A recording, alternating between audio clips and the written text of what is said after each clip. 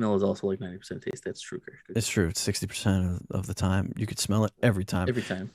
What's up, everybody, and all you nerds and turds? Welcome back to Indie's Nuts podcast. We've been gone for a little while because I've been sick and internets were broken, but we're back. We're the internet's #1 indie gaming news, reviews, previews, and news podcast.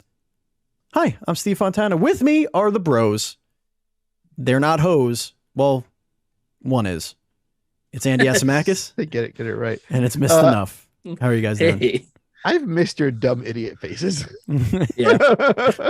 So much. It is a bittersweet thing when you guys are going to do the podcast without me because of X, Y, and Z. Because I'm like, oh, I don't get to be there, and that sucks. But then, like, when you don't record it, it's like sweet because I'm like, oh yeah, I can maybe be on it. I didn't miss any fun memories. Yep.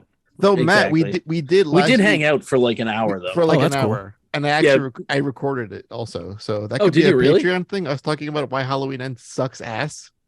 We could do that. That's a bonus show. We made a bonus show, guys. Congratulations. We did a bonus show by accident. Congratulations. Absolutely. Yeah. Yeah, we just hung out and talked horror for like an hour waiting for you, and then my internet cut out a bunch, and then we called it. I think Penny was in a bad way, and yeah, she was the worst. couldn't make it.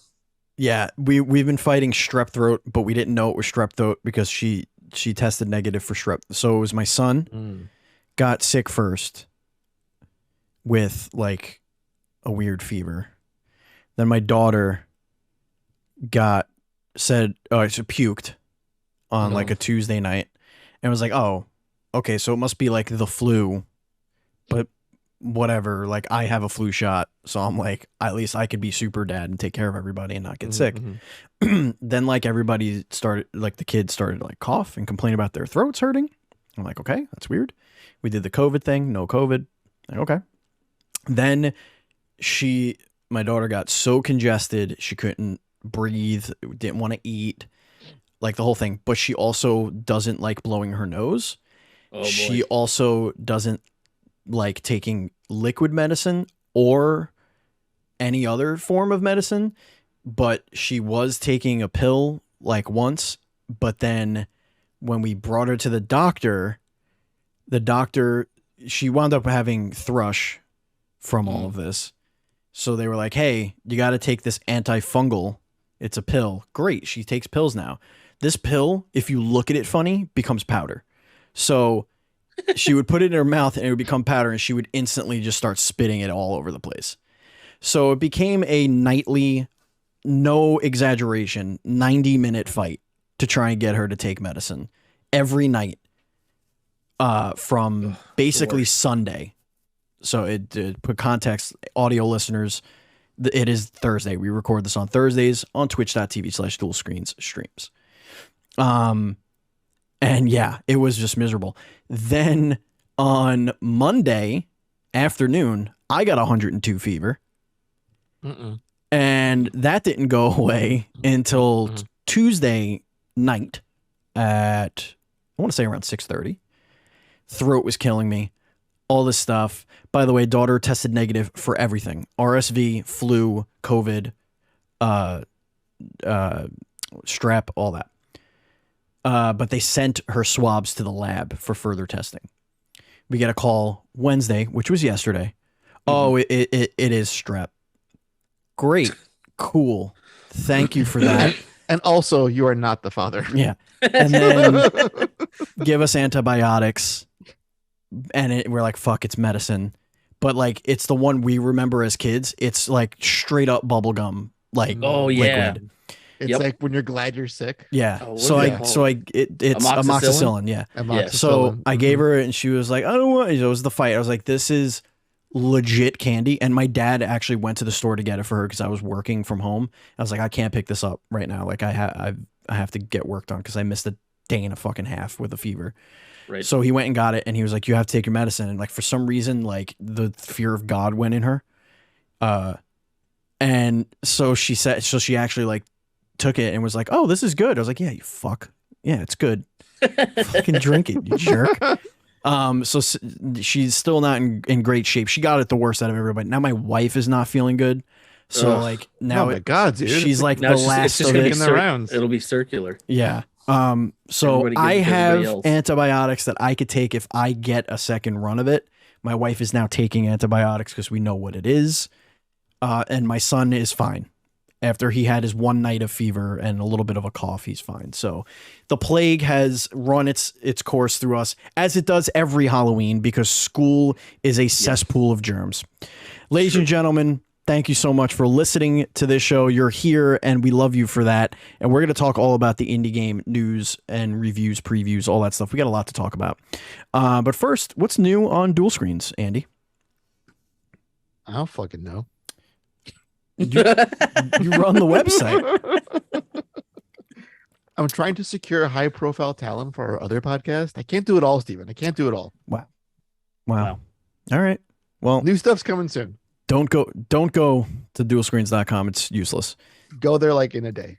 All right. Go there in one day. Well, next week we'll have some stuff to talk about, I guess. Lovely stuff.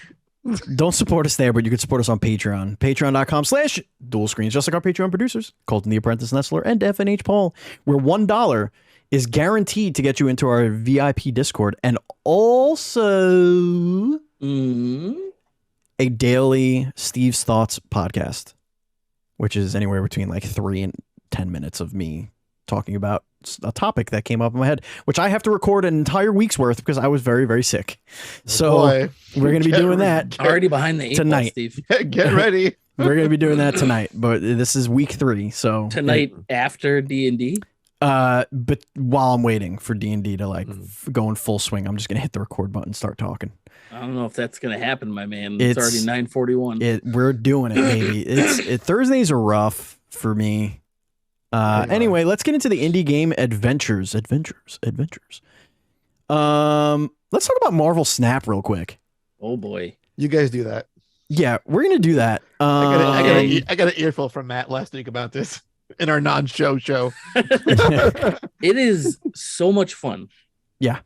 It is just like, it's the stupid, like your synapses are exploding the whole time you're playing it because of all the effects. And then after the games, like you get something every game, regardless of whether you lose or win. And then you upgrade the things and your synapses are exploding, and just it's so much fun. The best part, like that's the people who are in charge of making that game make money made all of those decisions. But like the actual gameplay is so simple. Yep. Yet so incredibly layered. It is by the designer of Hearthstone. So if you remember Hearthstone, you'll remember the simplicity of that game and also how crazy deep that can get. It's very similar, but it is really addicting. Like I cannot put that game down. I want to play it 24 hours a day. I mean, I think the thing that sets it apart from a game like that, like Hearthstone, right, is that Hearthstone can get kind of complicated and long, and like the games in Marvel Snap are 2 minutes long. Yeah. You know what I mean? Like you can like one and done one and feel really good, or you can like blast out like 10 of them in a row in like 20 minutes. Right. They're working on the PC version to make it an actual PC game instead of just like a port of the Portal game, the mobile game, which is dope. And you could link your account so you could just get cross progress and all that stuff. But if you like that, that kind of thing, you should do it. But the reason why it's in our indie game adventures is because it is literally the game I play between playing any other game right now. Plus being sick, like I was just in bed that whole time. And I know Matt wanted to talk about it for a minute, but I did play another game that I think we should talk about real quick. Let's switch to our new screen here. There we go. This game looks so good. It's okay. We're gonna talk about. I'm thinking of the wrong game. Yeah, incorrect game. Okay. So the first one I want to talk about is Super Total Carnage. Which, whoops, that's not what I meant to do. Oh shit, it's playing sound. Sorry. Okay, Super Total Carnage is clearly trying to cash in on the whole kiting genre. Reverse bullet hell. Yeah, the reverse bullet hell kiting kind of situation. this is an early access game. There are basically it's one level where you got to last a certain amount of time, and then you will get a boss, and you kill 3 bosses in the level, and then like the kind of demo sort or early access, whatever they're giving you at that point, kind of ends. But it is I feel like what it should be doing in its early access stage is what it's failing at, and that's nailing control and feel. It does not feel good to play. You can only, I'm using a controller, and you can only move in this weird diagonal pattern. It's almost like Tecmo football if it was kind of tilted a little bit. So you could only go like in diagonal pattern, like that's the only way I could, diagonal directions. That's weird. And so if you want to go straight down, you kind of have to go down to the left and then down to the right, down to the left, and zigzag like your whole way down. That's terrible. Yeah, it's not good. I don't like that at all. I don't know if it's intentional. I don't know if it's, a bug that they're fixing. I have no idea. I played the game. Have you tried playing it with your keyboard? I do not recommend playing this kind of game with a keyboard, or at least this version of this kind of game, just because of this game would be much more serviceable if this was a twin stick shooter, as opposed to just letting your abilities just shoot off in random directions. You don't know where anything's going to go. Sure. You could kind of like jerk your character in a certain direction to make sure that your Molotov cocktails go in that direction. But what the game does get right is that loop, because you're constantly picking up the currency and leveling your character up. You're constantly finding little caches of items that will make your abilities more and more powerful. It's that whole genre that I'm not gonna lie to you. Looking at like the UI and then like even like the you just picked up a treasure screen. This literally just looks like a ripoff of Vampire Survivors. Yeah, and that's, but not in like it's just another game in that genre. Yeah, it looks like a straight up ripoff of Vampire Survivors. And I didn't play Vampire Survivors. I saw this and I was like, I'll try it out. But what I got from what I've seen of Vampire Survivors and what has come after that, and then I saw this Super Total Carnage, I was like, oh, they're trying to cash in on that. So definitely, I don't know. 100%. I don't know if it's if it is an actual rip-off. I don't know if they're just just putting different assets on a thing. Just like their little like meta power-up screen is exactly the same. The that like I just said, you got the treasure and there's like the 3 beams coming out because you got 3 items instead of 1. Yeah. Is exactly the same thing as if you did it. I mean, it's like definitely a different skin on top of it, but that's like exactly the same screen and everything. Yeah. That's fine, but again, like I would forgive all of that stuff if it felt good to play. Like it just doesn't.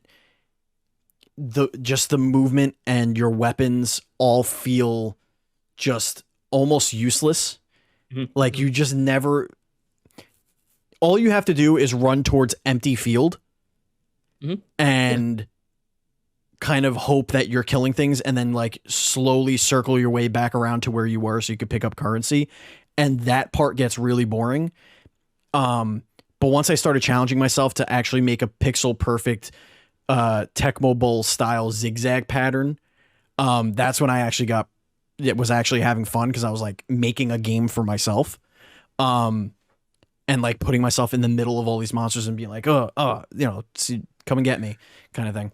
I'm really good at Tecmo Bowl, so Steve, play Vampire Survivors this week. Don't tell me what to do, bro. I'm telling you what to do right now. Play Vampire Survivors this week. I think you should stop telling me what to do. I'm telling you what to do right now. It's $3. I think, and it's a better game than this. You to do. You're hurting my feelings. I'm sorry. I didn't mean to hurt your feelings. Indie Gala is the developer and publisher of this. They did provide me with the code. So I feel terrible. Why? It's an early access, and that's the kind of feedback they're going to want. So there you go. That's the kind of feedback you're going to get. Yeah, bitches. All right. Let's talk about Dead Link. Okay, man, do I fucking love this game.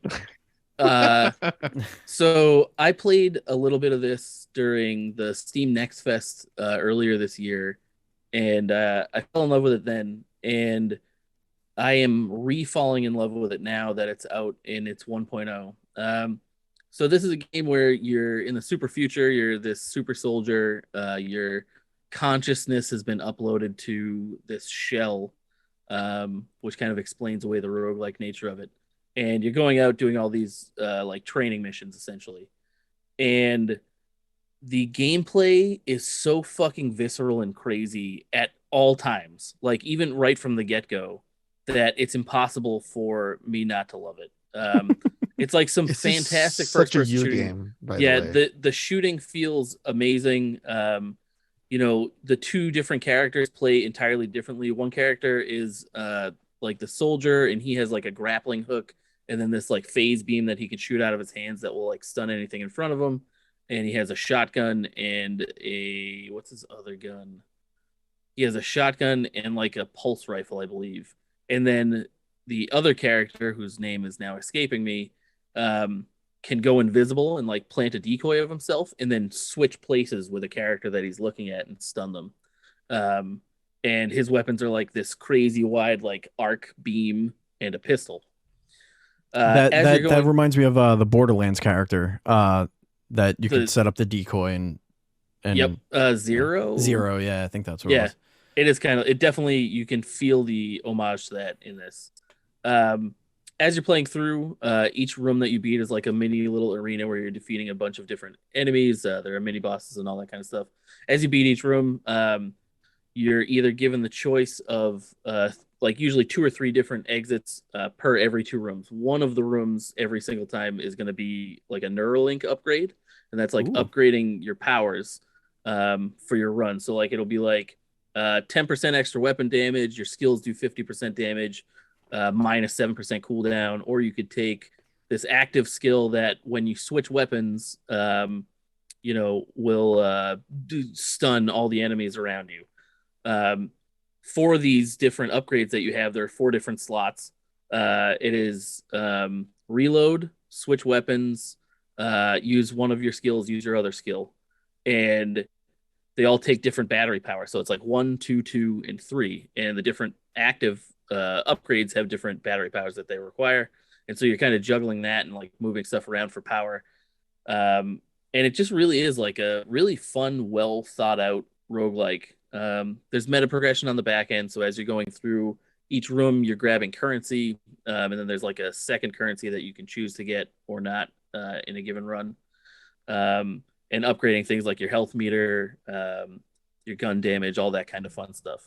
I've Um, seen a lot of the numbers. Yeah, the enemy design is really really fun. There's like a bunch of different like triad type characters in the first area, and then like these giant mechs kind of in with them. It just it is really a me game. It's like a twitchy first person shooter roguelike with tons of style and some great fucking music. The one thing I will say about it that might be a negative to a lot of people is that like early on especially it's definitely a grind. You feel very underpowered in the first few areas before you really start like unlocking the stuff that's like gated behind the meta currency stuff. And it can definitely be a turnoff because when I say you feel like underpowered, I mean that like you'll struggle for a while with like the first set of rooms Mm. until you've kind of beefed up a little. And this game is an early access, so stuff like that can change. And I hope they do kind of maybe rebalance the first areas to make it feel less punishing, so that being welcomed into the game feels better because it really does kick your ass, and you're dodging around like crazy all the time. Like if you stand still for a second, you're definitely gonna get hit. But yeah, if you like twitchy roguelikes, first person shooters, there's not a whole lot better out right now that service that particular niche. And this is And single player. this is single player, yeah. Cool. And yeah, definitely grab it. Well worth your time for sure. It's 14.99, I believe, right now. Dope. Andy, what do you got? What are you working on? What are you playing? So I'm like completely hooked on a game that, much like Matt, I discovered during the Steam Next Fest, I think Oh. over the summer. Signalis. Guys, Signalis. So excited. this is like, this game is I think it's like pending playing God of War next week, my favorite game of the year so far. Like I love it that much. That's a bold claim. It is a yeah, in a year of like Turtles, Shredder's Revenge, you would think, but this is just it speaks to me on so many levels.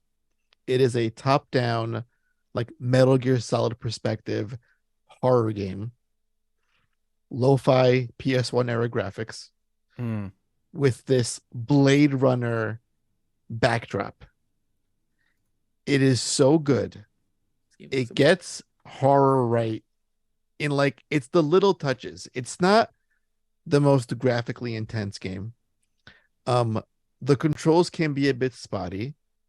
The enemy design, like the basic ones, aren't like anything super intense. But it uses that crunchy PS1 kind of aesthetic way to its advantage. And little touches like limited inventory. You get 6 item slots. That's it for the whole game. There's no like backpack upgrades or shit you find. You download like extra slots to your fucking robot body self. That's it. It's 6 slots, and you're gonna manage walking around this fucking spooky ass ship with an infection going around, and it's infecting all these android fuckers, and getting key items and ammunition and weapons and combining shit and walking around solving puzzles. And also stuff like, so let's say you enter a boss room, right? It's full of ammo. Okay, cool. It's me and the boss, and there's ammo. I realized recently that the game does not pause when you pick up items. So a little touch like that, it does so much for the stress level in a game like this. Right, because you're like running around. You're running around. Yeah. You're running around. Then it's like, God damn. And it's got the most simple, like minimalistic, haunting soundtrack. Plus, to add to the Metal Gear aspect, you get a radio transmitter at some point, and you can like go to certain frequencies, and it gives you like puzzle hints and story elements. It's really well put together, and I love it. It's on Game Pass. Go play it. Like, I cannot praise it enough. It is one of my favorite games, if not my most favorite game of the year. Yeah, I have it downloaded, and I'm just waiting to Matthew, it's good. It looks great. It's a 2-person team, which is even more amazing. But yeah, love it. I'm playing on PlayStation because I just want to throw money at them. So why not? Yeah. So I have no idea if this game is considered an indie. I know it's a big budget. So I watched the trailer. South Korea. Yeah. The First Descendant had their most recent open beta last week. I played that for a while. I think it ended on the 27th, so I think it was the 20th to the 27th of October. And I played it for like 3 or 4 days, and I gotta say, I could see through like the cash, gotcha stuff. Sure. Like I could see that, but I could also see the Destiny DNA in there, and it also does what it's doing really well. It is an open world, third person character what's the word I'm looking for? Like Genshin Impact, where you like unlock all these different characters, and you could swap them and try them out, and whatever. Gotcha. It's like a gotcha. It's a gotcha, a third person gotcha, character looter shooter, whatever, and MMO. Fucking mouthful is what it is. It really is, but. They were super generous in the beta. Like they gave people so much currency so that they could unlock the characters, try them out.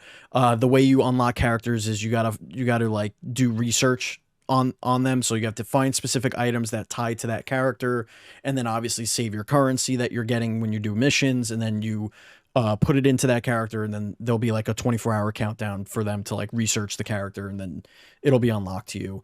And all the characters have different powers and abilities and strengths and weaknesses. But there's also the Destiny loot aspect where you're getting all this armor, all these weapons, like everything is just beautifully smashed together in this package. They had it ran kind of poop because they kept changing like the sliders on it. So like at first I was running it on high settings, and then the next time it was like, hey, it was on auto, and it was like everything was on high, and then the next time I played it was on auto and it was on very low, and I'm like, okay, why? It's because it's a beta, it's optimizing, whatever. That's not what I was judging it on. I was judging it on the systems and the mission structure, because that's what matters to me, and how it feels to play. It feels really, really, really good. To shoot. Enemy design looks fucking sick. Yeah, it's dope. Like the world is really cool. It's very Destiny like, where there's these little camps of enemies that you can just go and farm. But there's these mission pods that are scattered everywhere that you just go up to it, start the mission will happen, and whenever you go in, you'll just be randomly paired with 3 other people.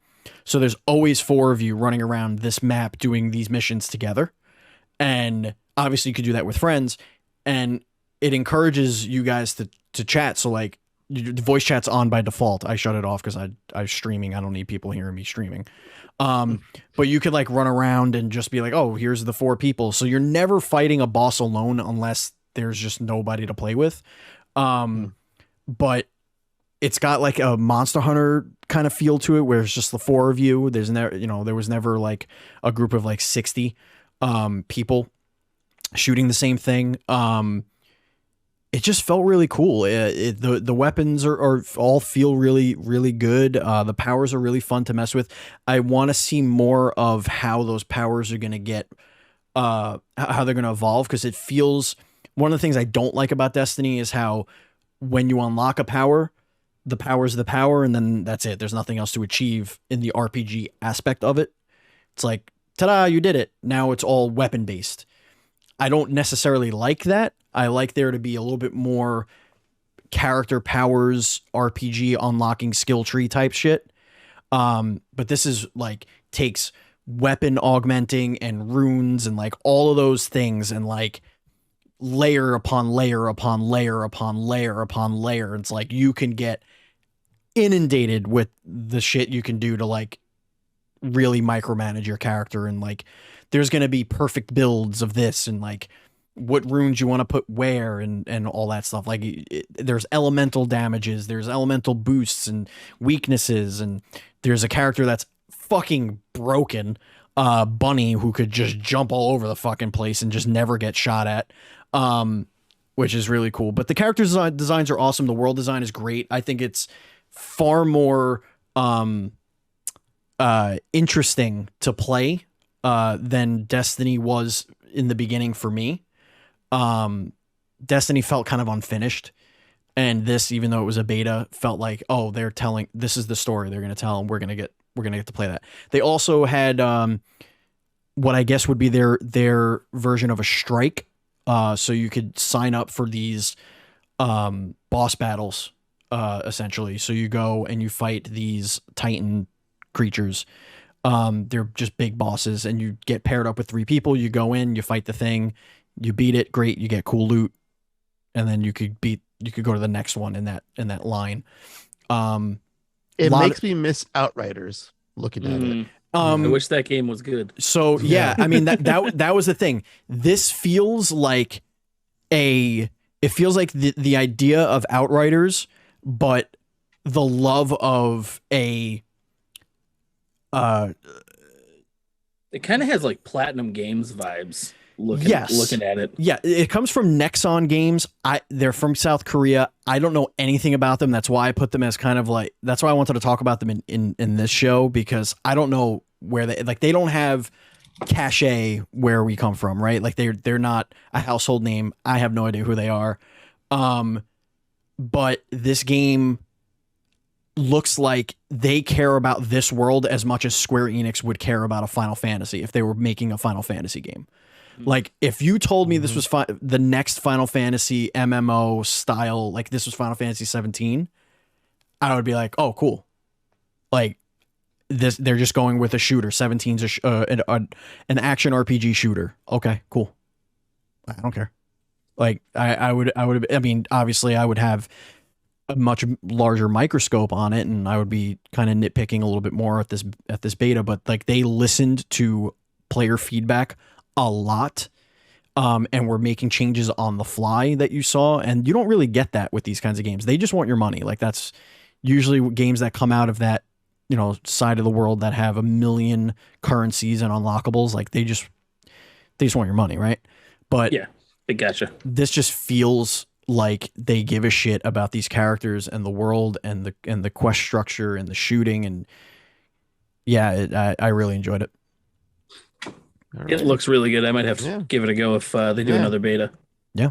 All right, let's get into the steal of the week, which is a little game called The Pinball Wizard. Where did it go? I had it open over here. Uh-oh.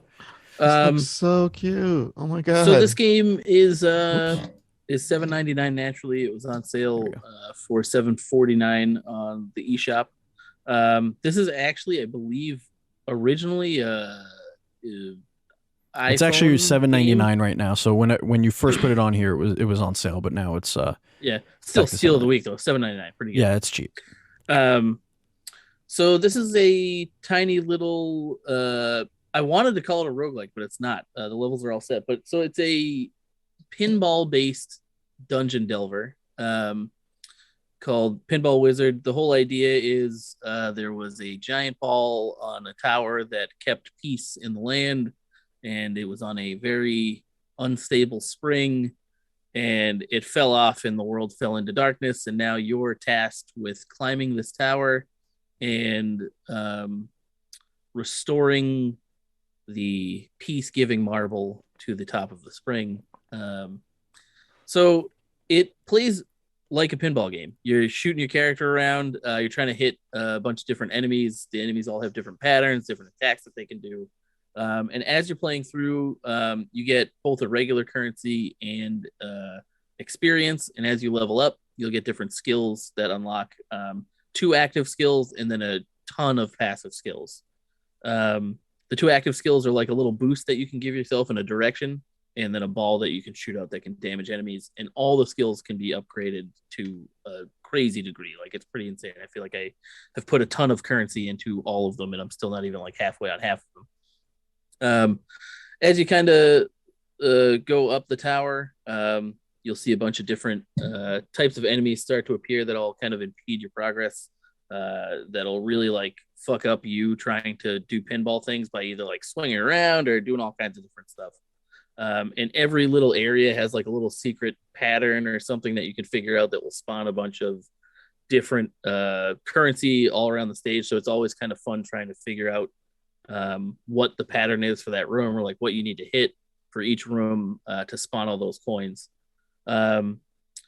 I wish this was a roguelike, but it's not. So all the floors are completely static, and you will climb up, one floor at a time.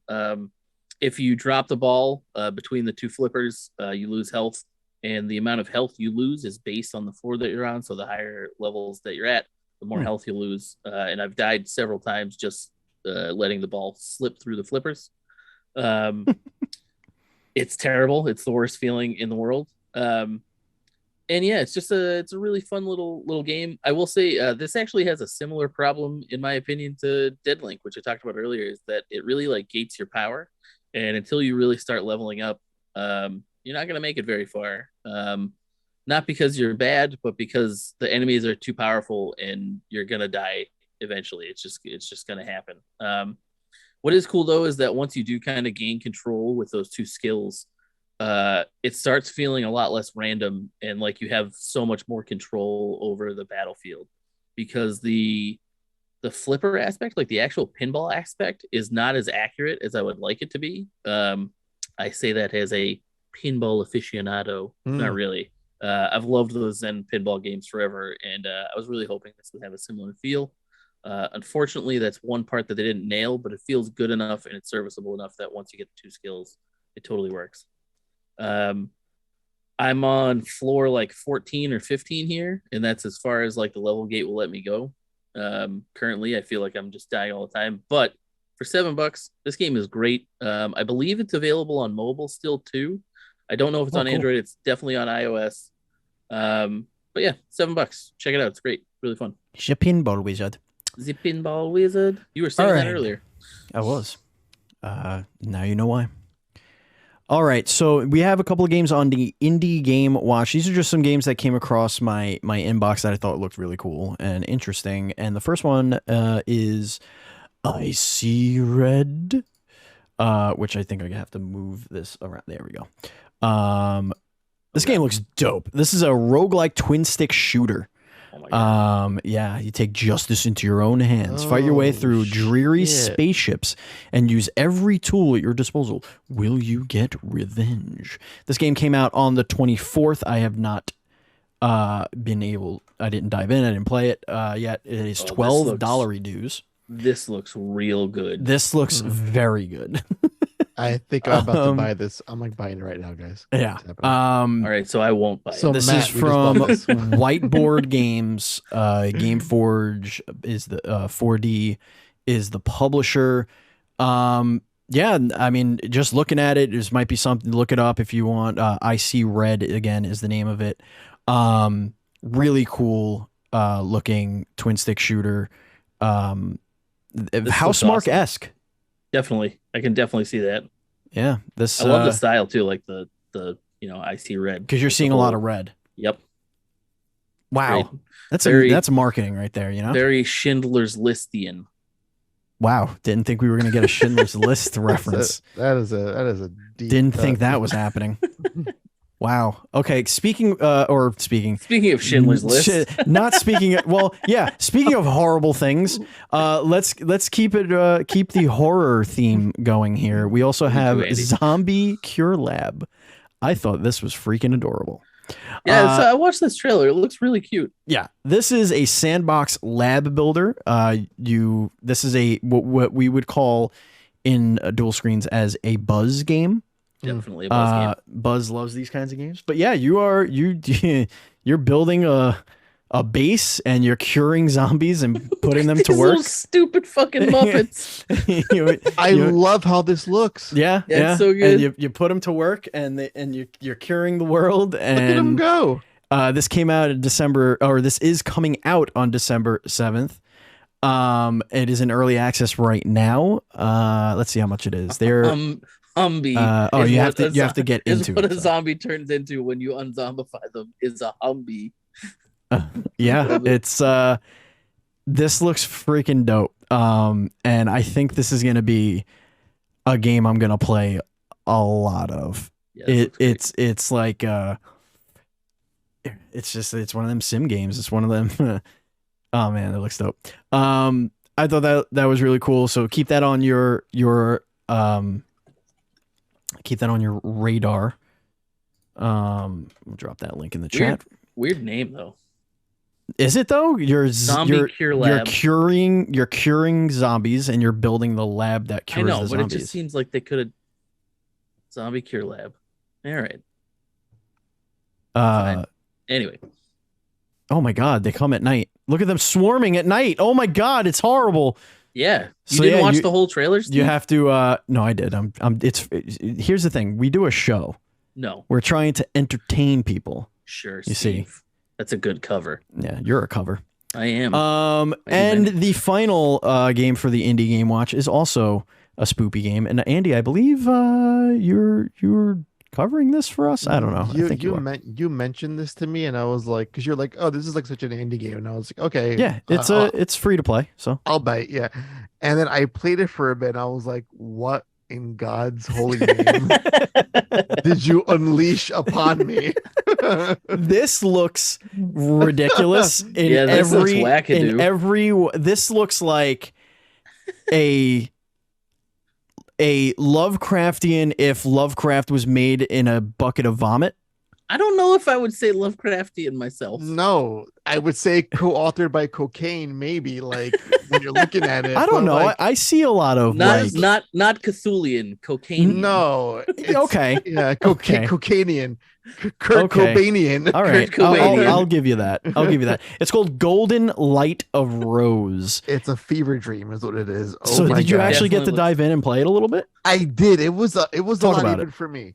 It was a lot. It is sensory overload. because there's so much like stuff coming at you, and there's like eyeballs on things, and I'm like, what am I even playing right now? It is some weird, wild shit. There's a Stretch Armstrong chasing you around. And I was like, you know what?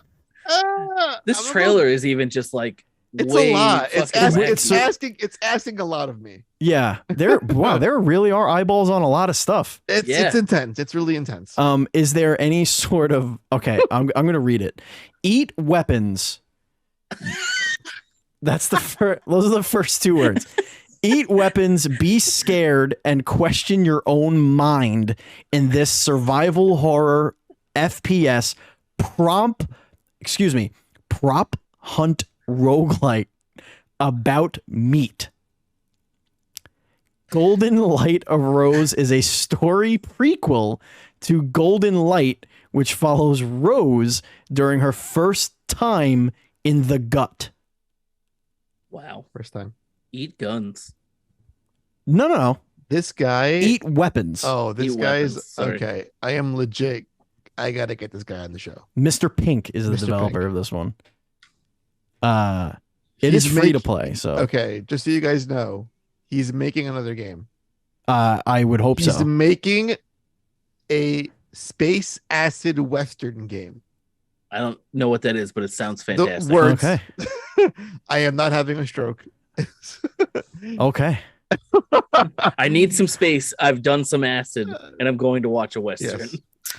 Yes. Man, that is certainly a lot of games. It's a lot. We got through a lot. Let's talk about the Kickstarter of the week. Let's take a look at that one. This game looks dope. I know nothing about this one. I don't think. So let me open this up. I think the Kickstarter is actually over because this was for last week. Yeah. Oh, so yeah. If we talk about this, we're kind of wasting time here. Congratulations, Dewdrop Destiny, for hitting your goal. Dewdrop Destiny. Dynasty. Oh, sorry, Dynasty. Sorry. Can't reach. Did that work? I don't know if that worked. That link might not work, but that's okay. Yeah, man, the $26,000 raised. Let's see if I can get this to capture on the screen a little bit because it's not perfectly lined up, but you could kind of see what we're doing here. Please mute. Thank you. Let's see. Metroidvania. Ooh, pixels. We love. Oh God, it's a dev diary. Just give me a trailer, bro. You're killing me, Smalls. All right, here we go. Okay. Yeah. All right. A little pixel. Yeah. I don't know. I threw this in there. The movement system looks really dope, and I love the like pixel art, but like it has like the haziness over it, and it seems like it has a really good lighting system. I don't know. Yeah, it's coming to Nintendo Switch. They apparently unlocked that goal. Maybe. No, I don't think they did. Oh, they didn't. No, they just showed that goal. They showed it. Those are the goals. So they were funded. That's dope. Game's gonna happen. That looks like a huge map too. Damn. Yeah, it looks awesome. Really cool. Po Lin is the main character. Look at it, cute. Right. Would you think that looks like that? Would you think that pixel art? That's great. It's good representation. What do you mean? Love it. I love it so much. The other ones are real good. Like these I could see totally. Like this one's Bonsai Beetle. There it is. All right, that's the Kickstarter of the week. I think we should kind of call the show here. I mean, we're running quite late, and we do have news to get into, but maybe we save that for a part 2. Oh, a part 2? A part 2. I think we need to, because there's a new news that we need to go into, but we need to kind of actually watch a thing for that news. Mm-hmm. The Day of the Devs 10th anniversary showcase happened. Yeah, I didn't get a chance to watch it. A whole lot of shit came out of that. Yep. So I think next week we're gonna do an all news Indies Nutz podcast. So we are going to try and save our indie game adventures for a week, come back and do a normal show the following week. But next week we're going to do all news. So if you guys want news, indie news, if you have the deets on some indie news, send it our way. Feedback at ndspodcast.com or join our Patreon, patreon.com/dual screens. and you could join our Discord, and you could drop links, and we'll throw it on the doc. So that'll be next week's show. That's gonna be a special show. You can also write in your questions as well. Maybe we'll make that a listener question podcast as well. Mail them to Steve's house. Mail them physically to my house. Snail mail. I'm not anticipating being sick next week. So a show will happen regardless if Andy and Matt are sick or not. So, I'm not going to be sick. Yeah. Don't you put that juju on me. What if I'm sick of Matt? Is that count? Impossible? You can't be. I'm too cute. No, there's so many reasons why that's not possible. Also, guys, if any of you listeners are in New York this weekend, Steve and I may be I think we're going to be at Play NYC. Yes, I won't be there right from the beginning. I do have a hockey game in the morning, but I'll be there probably around 3:00. I'll catch you there, buddy. Cool. We'll do some interviews, and then we'll go to the after party. How's that sound, Andy? That sounds great. I love it. I love that for us. I love it too. We'll be there. I love that. I love that for you guys. We just figured that out today. It's in 2 days. Yeah. Thank you so much, viewers. Thank you, listeners. Again, if you want to follow us on social media, we're at dual_screens. I'm at Batchow27. Andy's at Pants Guy, and Matt is at Missed Enough. You could catch the show live on twitch.tv/dualscreen streams, later as a video on demand on youtube.com/dualscreens.tv. And of course, the audio version is on your favorite podcast service of choice. Thank you so very, very much. Hit the subscribe button, leave comments on if your app that you're watching or listening has comments, and tell your friends. Do you have friends that like indie games, or maybe friends that don't like indie games, or think that indie games are for babies, or that they're cheap, uninteresting, ugly games that are old? They're not. Indie games make the world go round. Love your indies, hug your indies, and go to our merch store. Go to dualscreens.com/ How long is this out store? Hold on, because we got really cool indie game shirts. So go over there and check that out. I love you guys. And as always, please play some indies. This is like Return of the King.